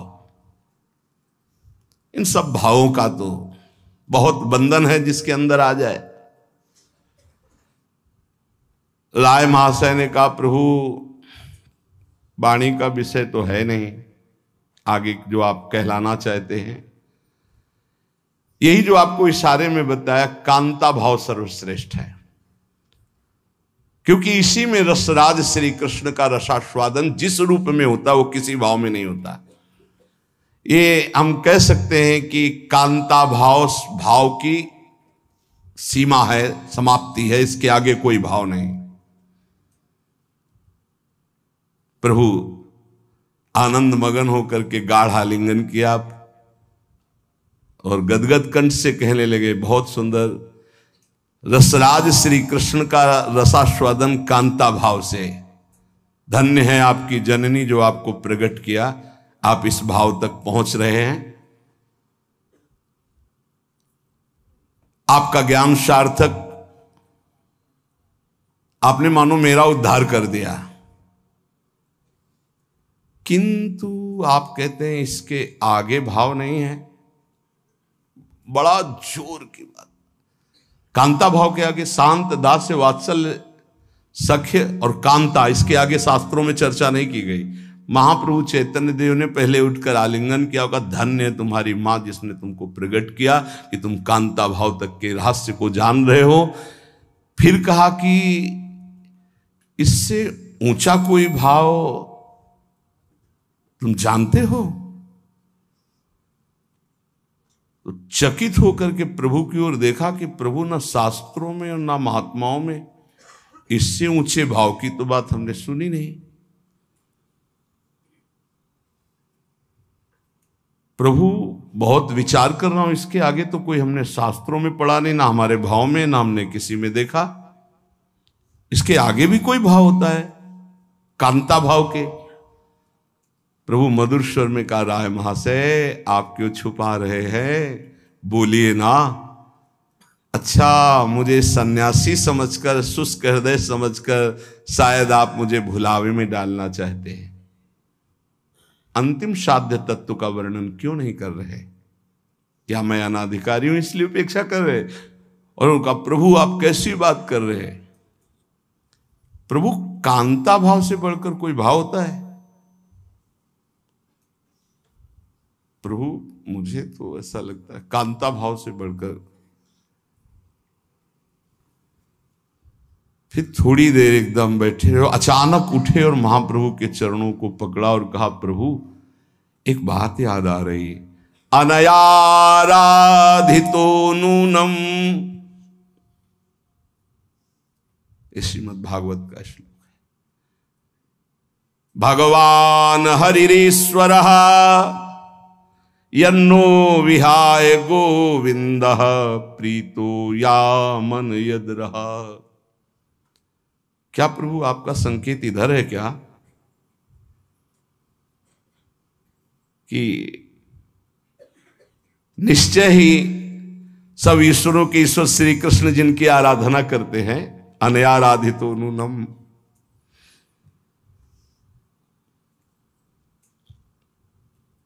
भगवान हरि ईश्वर, भगवान समस्त ईश्वरों के ईश्वर श्री कृष्णचंद्र जी जिनकी आराधना करते हैं, जिनके पीछे चलते हैं, सबको छोड़कर जिनको एकांत में ले। क्या आपका संकेत इधर है क्या? राय रामानंद जी ने पूछा। क्योंकि अगर इसके आगे कोई बात है तो फिर प्रभु यही बात होगी और तो कोई बात हो नहीं सकती कि जिनकी आराधना स्वयं श्री कृष्ण करते हैं वो राधा तत्व। भगवान व्यास देव जी ने इसे परम गुह्य समझकर केवल संकेत किया है, स्पष्ट से लिखा नहीं। तो प्रभु मुझे ऐसा लग रहा है कि कुछ आप इधर संकेत कर रहे हैं क्या? इतना सुनते ही महाप्रभु की आंखों में आंसू बहने लगे और कहा, राय रामानंद जी से पकड़ लिया, जो मैं पहुंचाना चाहता था तुम्हें पकड़ लिया मेरी बात को। धन्य है आप जो अब पहुंच गए जहां प्रेम की पराकाष्ठा है। महाप्रभु चैतन्य देव जी ने कहा, साध्य तत्व की चरम सीमा ये राधा तत्व है। श्री किशोरी जी की प्रेम की प्रशंसा कौन कर सकता है? राय रामानंद जी से महाप्रभु कह रहे हैं, कैसा उनका प्रेम है कि सर्वश्रेष्ठ लोक महेश्वर भगवान जिनके अधीन हैं, जिनकी आज्ञा में है, अनयाराधितो नूनम भगवान हरिरीश्वर। थोड़ा इस पर आप बोल दीजिए राय रामानंद। इतना सुनते ही राय रामानंद जी ने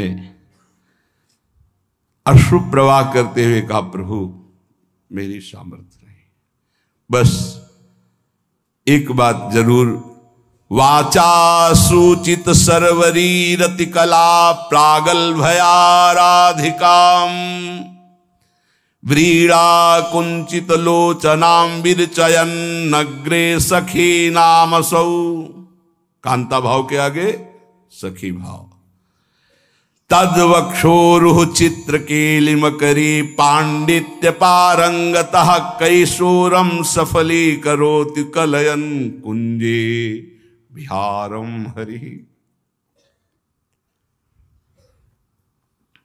प्रभु इसकी व्याख्या तो मैं नहीं कर सकता, बस इतना कहता हूं कि किशोरी और किशोर जी जो हर समय रास विलास में लगे रहते हैं, इनकी परिचर्या करना, ये सब प्रेम की पराकाष्ठा है। ये जो अपने लोगों को मिला है, ये आखिरी, इस चर्चा का आखिरी तत्व मिला है। इष्ट श्यामा महारानी नव निकुंज अभिराम श्याम संगनी को बन्यो समाज, जैसी धरिवंश विलास रास रस जोरी अविचल राज। और उनकी परिचर्या में, उनकी परिचर्या में पराकाष्ठा, प्रभु पराकाष्ठा। महाप्रभु ने जोर से आलिंगन किया और कहा आज तुमने पावन कर दिया। राय रामानंद जी के मुख से बात सुनकर प्रभु ने कहा साध्य तत्व की पराकाष्ठा पर पहुंचा दिया। कांता भाव के ऊपर साध्य तत्व की पराकाष्ठा। कांता भाव में श्री कृष्ण की आराधना, गोपी जन यहाँ श्री कृष्ण जिनकी आराधना करते हैं वो किशोरी जी यहाँ, इसीलिए बार बार ठसक से बोलते हैं, जाके अधीन सदाई सांवरो या ब्रज को शिरताज हमारे माई श्यामा जू को राज। ऐसे खिलवाड़ में नहीं हो। कितनी कृपा हो गई कि सब साधनों का साध्य, और उस साधन पथ से चलकर जिस साध्य की आराधना की जाती है, वो साध्य जहां आराधना कर रहा है वहां हमारे को आराधना करने को मिल गया। तो अब आप कृपा करके ये बताइए कि इस भाव की प्राप्ति कैसे हो सकती है? ये तो बड़ा गूढ़ विषय है। राय महाशय ने अधीरता के साथ कहा, प्रभु आप सर्वसमर्थ हैं, मैं संसारी पंख में फंसा हुआ जीव भला इतनी ऊंची बात को कैसे कह सकता हूं? मेरी सामर्थ्य कहां कि राधा तत्व पे बोल सकूं। किंतु आप मेरे द्वारा प्रकट कराना चाहते मेरी वाणी में बैठकर, तो आपकी इच्छा ही यहां काम कर रही है।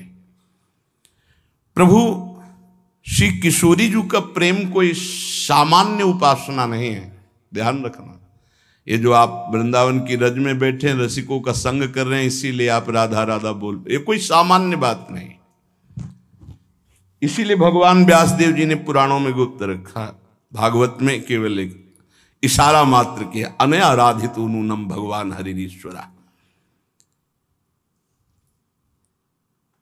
संसारी सुखों में भोगों का अनुभव करने वाले का तो प्रवेश भक्ति में नहीं, लेकिन भक्ति का अनुभव करने वालों को यही न देवैर ब्रह्माद्यैर न खलु हरि भक्तैर न सुहृदा। प्रभु ये तो महा गोप्य रस है।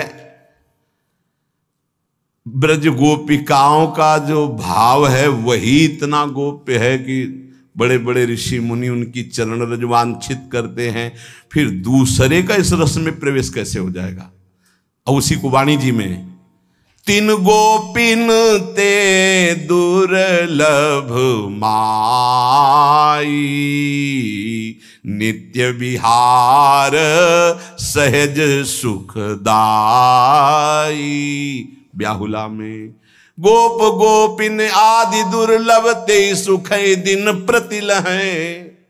राय रामानंद जी कह रहे गोपी प्रेम में प्रवेश पाना बड़े बड़े ब्रह्म ऋषियों के उनकी चरण रज की वंदना करते, फिर ये रस राधा रस, बोले प्रभु ये तो बहुत। गोपिकाएं कहीं इंद्रिय सुख की अभिलाषणी नहीं है, वो तो श्री कृष्ण सुख में निमग्न है। पर श्री कृष्ण जिनके सुख में निमग्न है वो श्री किशोरी जो जहां उनकी नित्य विहार केली होती है। प्रभु ये प्रेम लीला तो अत्यंत गुप्त है, बिल्कुल अक्षरशः गुप्त रीति आचरण प्रगट सब जग दिए, जहां गुप्त बोलकर संकेत किया जाता है वहां सखियां आई हैं, हरिवंश महाप्रभु, हरिदास जी, हरिराम व्यास जी। क्या गुप्त रीति आचरण प्रगट सब जग दिए। बड़ा अब ये उच्च कोटि के भाव की बात है। तो अरे जहां अपने लिए कोई इच्छा नहीं, संपूर्ण इच्छाएं, संपूर्ण भावनाएं, संपूर्ण चेष्टाएं, मन वाणी इंद्रियों की संपूर्ण क्रियाएं केवल प्यारी जू के निमित्त हैं, केवल प्यारी जू के निमित्त उनको ये भाव प्राप्त होता है। इसीलिए हमारा सर्वस्व गोरे चरणारविंद, और गोरे चरणारविंद का सुख लालजू, इसलिए लाडलीजू से भी बढ़कर लालजू को प्यार करते हैं। लेकिन तद्भावोत्सवता परम भौत में तत्प्राणनाथे रति, ये अनिर्वचनीय रस है, अनिर्वचनीयम प्रेम स्वरूपम। संपूर्ण भावनाएं जिसकी निस्वार्थ होकर एकमात्र प्रियालाल में, वो इस आनंद अमृत का पान कर सकता है, अन्यथा नहीं। यही बार बार आपसे प्रार्थना करते कि आपको जो मिला है हमारे माई श्यामा जो को राज, अनन्य बहुत बड़ी ऊंची स्थिति उपासना की, जो सर्वत्र वर्णन में नहीं पाई जाती। गोपी भाव तक ही भाव सुना जाता है। ये जो राधा भाव, ये जो श्री जी के चरणों की उपासना, अत्यंत, जब राय रामानंद जी ने कह दिया कि सीमा है गोपी भाव, महाप्रभु ने कहा और रस की अधिकता, तब आगे बोले क्या प्रभु आप इधर संकेत कर रहे हैं क्या? अन्याराधितो नूनम भगवान हरि। महाप्रभु हृदय से हा, ये विशुद्ध है, निर्मल है, वासना रहित है, इच्छा रहित है। विशुद्ध प्रेम का नाम यहां काम से संबोधन किया गया है। यहां इसी विशुद्ध प्रेम का विलास है, जहां बड़े बड़े भक्तगण उद्धव आदि का भी प्रवेश नहीं है। कोई चाहे जप कर ले, तपस्या कर ले, वेदाध्ययन कर ले, यज्ञ कर ले, योग कर ले, लेकिन राधा रस में प्रवेश नहीं। इसका अधिकारी वही बन सकता है जो इसका अधिकार प्राप्त किए हुए सहचरियां उनकी शरण में। ये प्रेमामृत महासागर है, इसके पहुंचने के लिए एकमात्र उपाय है ऐसे प्रेमी महापुरुष का संग मिलना। नायम सुखापो भगवान देहि नाम गोपिका सुता ज्ञानी नाम चात्म भूता नाम यथा भक्ति मतामि। भगवान वासुदेव को जैसे भक्ति से केवल प्राप्त किया जा सकता है, कोई देहाभिमानी कर्मकांडी ज्ञानाभिमानी कभी नहीं प्राप्त कर सकता, तो फिर भगवान श्री कृष्ण जिनकी आराधना करने में दैन्य होकर अनंत ब्रह्मांडों के साहबी का विस्मरण करके लगे, उसमें तुम तपस्या के द्वारा, किसी जप अनुष्ठान के द्वारा प्रवेश पा जाओ, नहीं। रे मन रस कन संग बिन रंचन उपजय प्रेम, इनकी बराबरी कौन कर सकता है? जहां रास विलास भुजदंड गले पर दिए हुए, तो मुझे लगता है कि ऐसी उपासना में जो डूबे हुए हैं उनकी पद धूल के बिना, चरण रज के बिना और कोई साधन बल नहीं। आ गई बात। प्रभु ने कहा राय महाशय आपने तो धन्य कर दिया, अंतिम चरम तक पहुंचा दिया। रात भर ऐसे ही प्रभु की चर्चा होती रही। प्रभु ने पूछा कि सर्वश्रेष्ठ कीर्ति कौन सी है? राय रामानंद जी ने कहा जो भगवत संबंध से होती उस कीर्ति वो सर्वश्रेष्ठ होती, भगवत कृपा से, भगवत संबंध से जो होती। प्रभु ने पूछा सर्वश्रेष्ठ संपत्ति कौन है जिसके सामने सभी संपत्तियां तुच्छ हो जाती हैं? राय रामानंद जी ने कहा निकुंज बिहारी राधा वल्लभ, लिखी हुई है इसमें। निकुंज बिहारी राधा वल्लभ लाल की प्रेम लक्षणा भक्ति हृदय में विद्यमान है, इससे बड़ी कोई संपत्ति नहीं। दंपति संपत्ति पाई है, सबसे बड़ा सुख कुंज महल की टहल सुख, सबसे बड़ी संपत्ति श्यामा श्याम मिल जाना, दंपति संपत्ति पाई है। उसकी समता त्रिभुवन में कोई नहीं कर सकता। प्रभु ने कहा सबसे बड़ा दुख कौन सा है?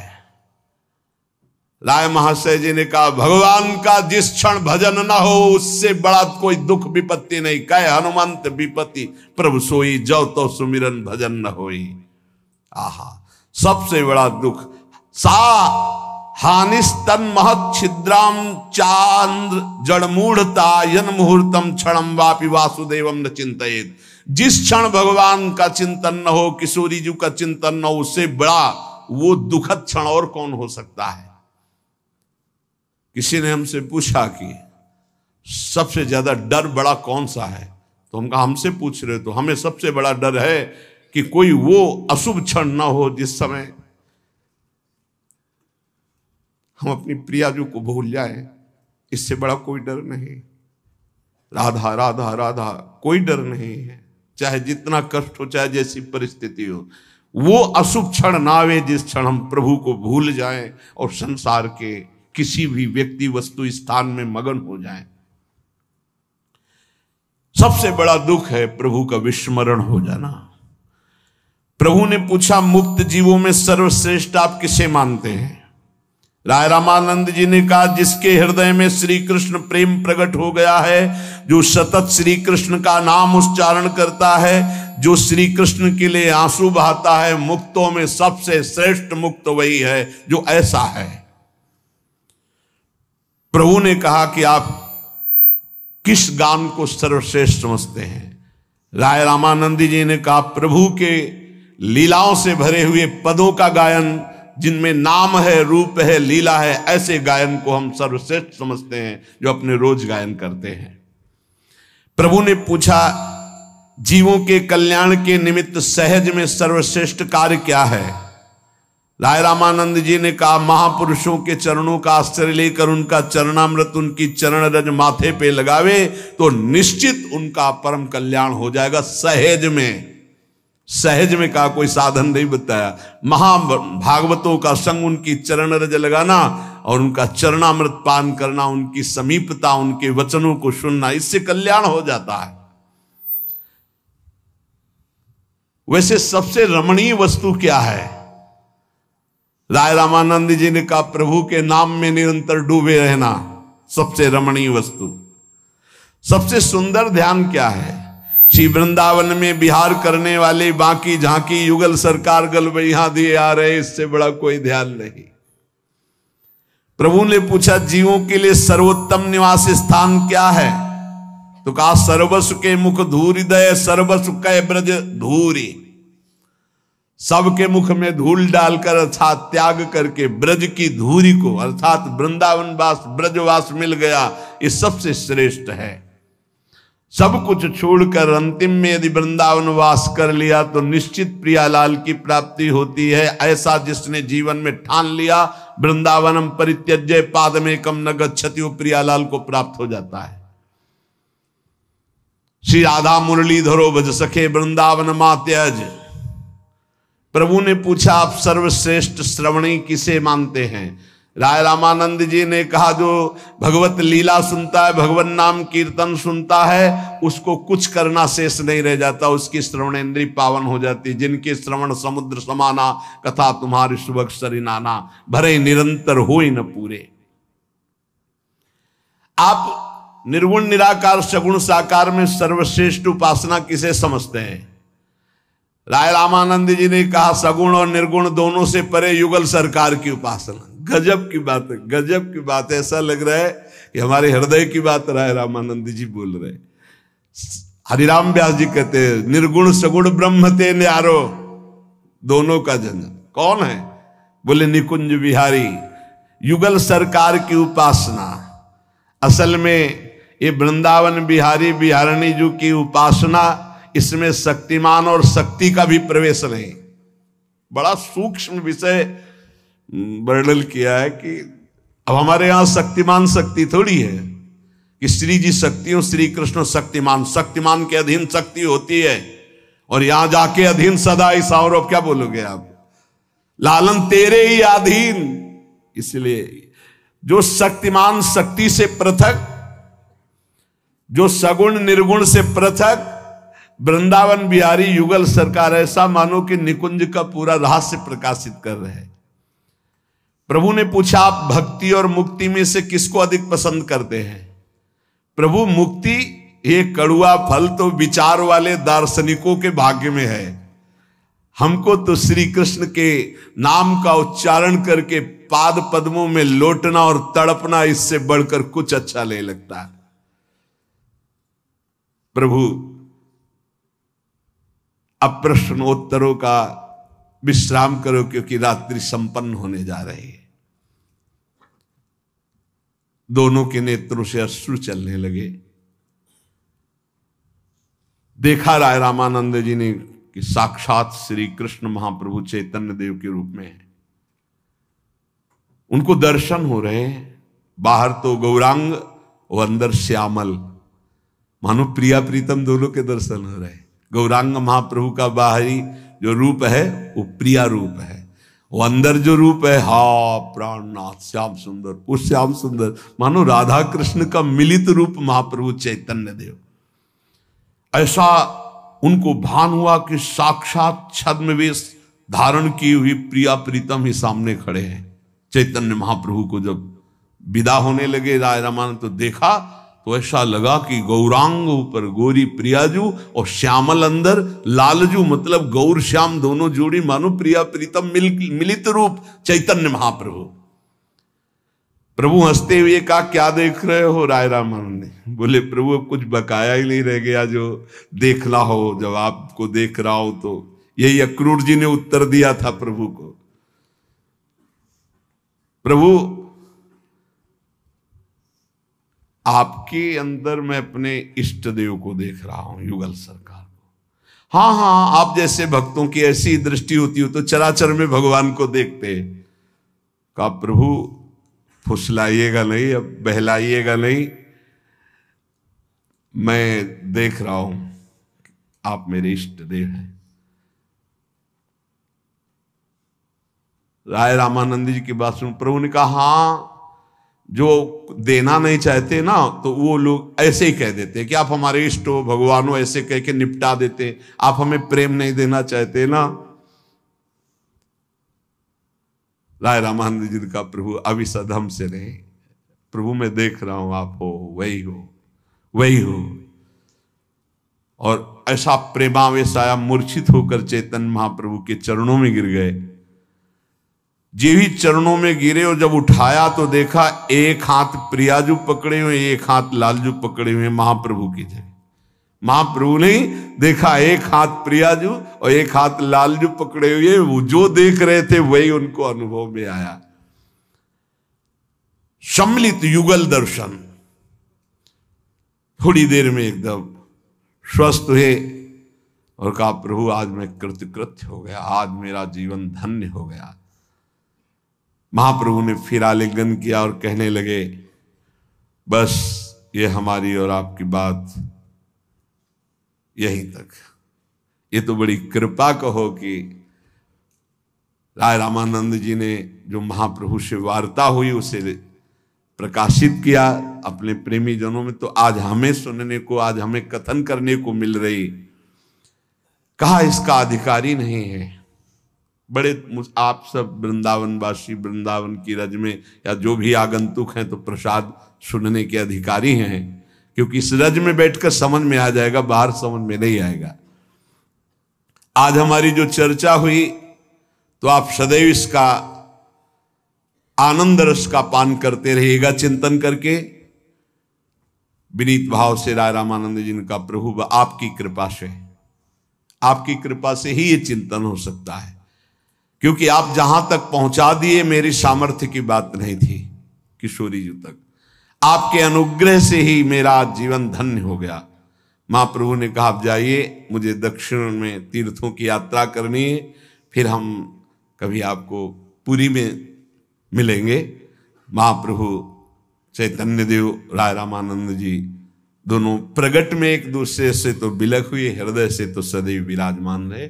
आज की चर्चा को बहुत ध्यान से जो आपने सुना, इसको पुनः सुनना और मनन करना, ये जो हमको वृंदावन की उपासना जो प्रियालाल की मिली है, बहुत कृपा से मिली। हम अनाधिकारी हैं, बिल्कुल अधिकार नहीं, लेकिन ऐसे ही हमारी झोली में, मानो हम भीख मांगने के लिए खड़े थे, लेकिन हमारी झोली में इतना कीमती हीरा आ गया जिसका हम मूल्य ही नहीं जानते। और जब इन जौहरियों से पता चला तो लगा कि ओहो, हम तो कितने धनी हो गए, हमें पता ही नहीं था मेरी झोली में क्या गया। श्यामाजू मिल गई हमें। श्यामाजू के चरणों की वो उपासना मिली जो सब उपासनाओं में सर्वश्रेष्ठ और सब शास्त्रों में गुप्त है, जो केवल महापुरुषों के हृदय में प्रकाशित होती है। इसलिए अपने आराध्य देव श्यामाजू के अनन्य होकर हृदय से और जबान से हम राधा राधा राधा कृतकृत्य हो जाएंगे। शेष चर्चा आगे। श्री राधा वल्लभ।